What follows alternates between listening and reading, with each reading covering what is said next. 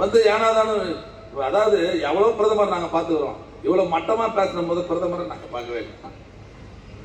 ஓய்ச்சிருவன்றாரு, ஓய்ச்சில்லையா? Napoleon சொன்னார, கொஞ்சம் சொல்றேன் கேட்டுக்கோ.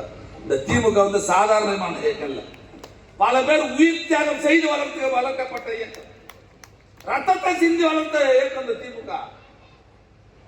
யார் யாரோ ஒழிக்கிறேன்னு சொன்னான், அவன் தான் ஒழிஞ்சு போயிடான தவிர இந்த இயக்கம் கம்பீரமாக நிற்கும். எல்லாம் வேற எங்கன்னா போய் பாரு.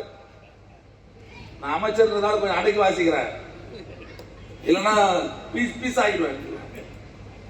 அதனால வந்து தேர்தலில் நீ பண்ண சாதனை வச்ச ஓட்டு கேட்டு, நீ என்ன பண்ண சாதனை தெரியாதா? 2.25 வருஷத்துல இதை விட வேற யாரும் சாதனை செய்திட முடியுமா?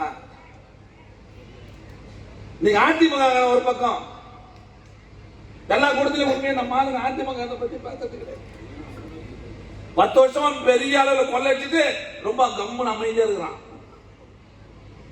பிஜேபி ஜாலரா போட்டான், எதுக்கு? கேசு கிசாரா போட்டு நம்மள உள்ளத்தை போட போறாங்கன்ட்டு. இவ்வளவு நாளா ஜாலரா போட்டுட்டு இப்போ வந்து நாங்க கூட்டணியில இருந்து ஒதுக்கி இருக்கிறாரு மறைமுகமா. ஜனங்களை நம்புவாங்களா? நான் சொல்றேன் கேட்டுக்கோ. பிஜேபி தனியா நின்னாலும் சரி, அதிமுகவோட சேர்ந்து வந்தாலும் சரி, எவன் எவ்வளவு பெரிய கூட்டணியா இருக்க, இந்த தேர்தலில் மிகப்பெரிய வெற்றியை பெறப்போகிறது திமுக.